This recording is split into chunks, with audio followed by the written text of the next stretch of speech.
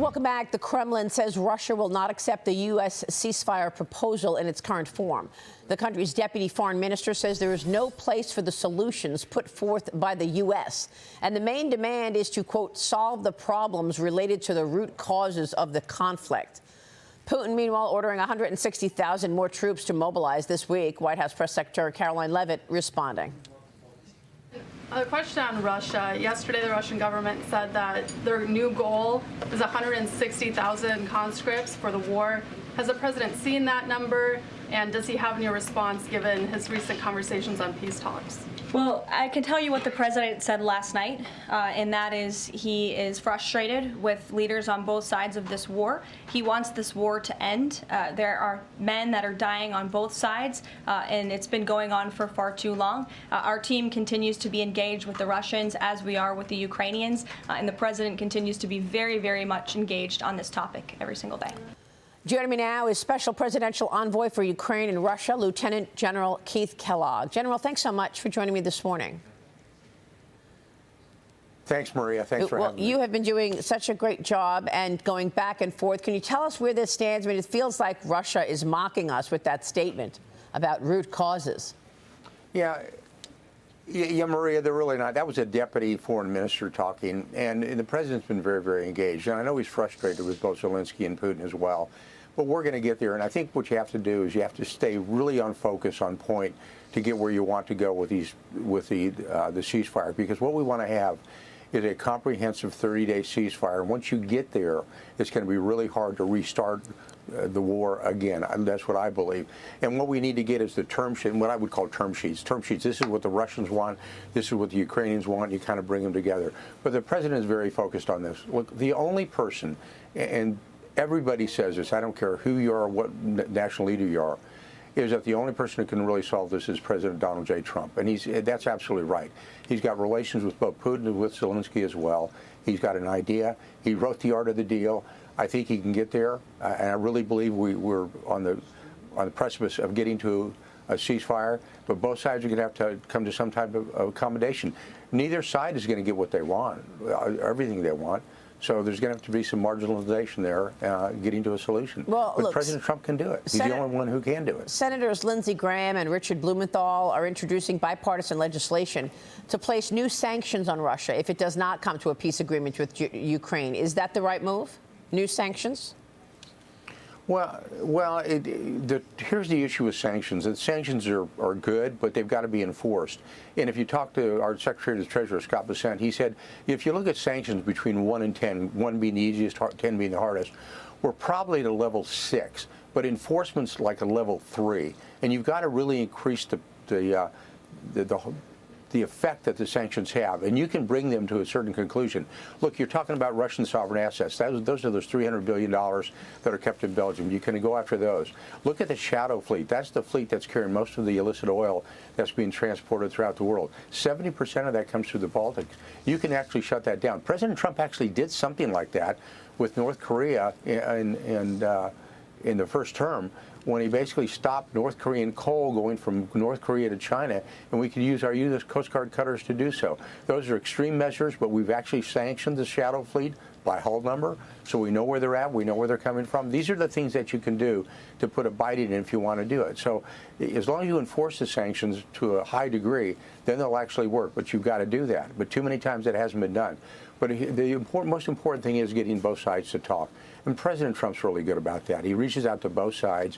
He brings them in. He starts talking. Look, this war's gone on for way too long, over 3 years. And President's right, and Caroline was right just the other night, when you've got to stop the killing. And that's what he focused in, and focused on the ceasefire.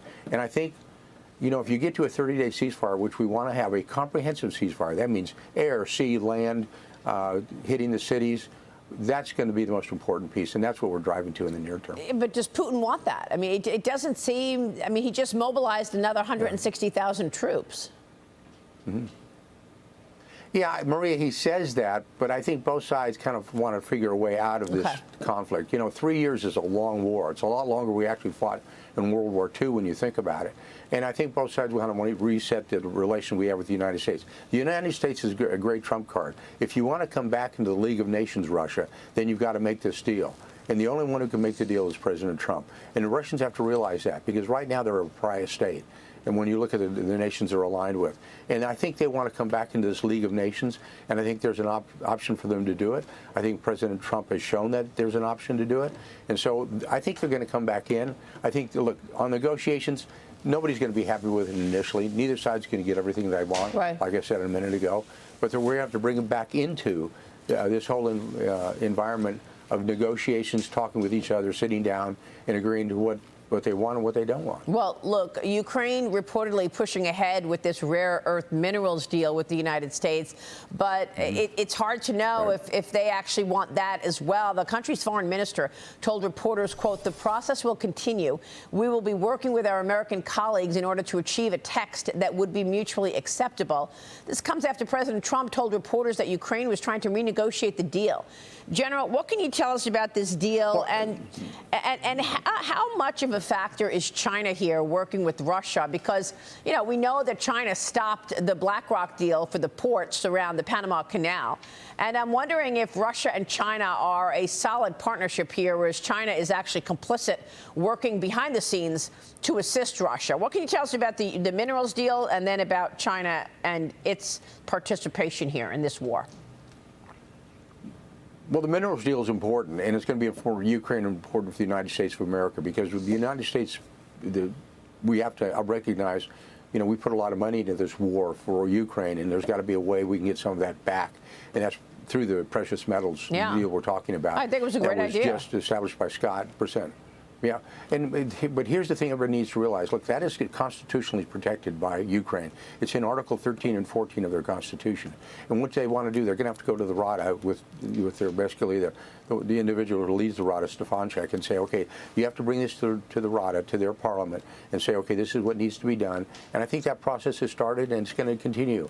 And I think everybody needs to sit back and watch the process roll, because it's going to happen. As with China, we've said repeatedly that this issue is a global issue. That involves North Korea, China, and in the Middle East and Iran as well. And I think we have to look at that. We have to separate those forces, basically the forces of evil, Russia and China, and kind of break them apart a little bit, like President Trump did in his first term. And then I think we've got to establish those relations as good relations, because that's the only way this is going to work. It's a global issue, and we have to understand that. Yeah, and we do. I understand that, but do you think China is working supportively with Russia behind the scenes? Well, I think they're not supporting them, Maria, behind the scenes. They're supporting them up front, and we know that with this long-term peace process they've got going together. But that doesn't mean we can't get involved with China. We can actually put, to me, a little bit of a wedge between them, and I think we can do that. The Biden administration ignored that. President Trump is not going to ignore it. He understands the importance what China brings to the world, and understands the relationship between China and the United States, and we're going to address that. And President Trump is doing so. It's not an easy process. No. It's really hard, but the individual that can do it is President Donald J. Trump. Of course, and you're doing a great job as well. General, good to see you this morning. Thanks so much.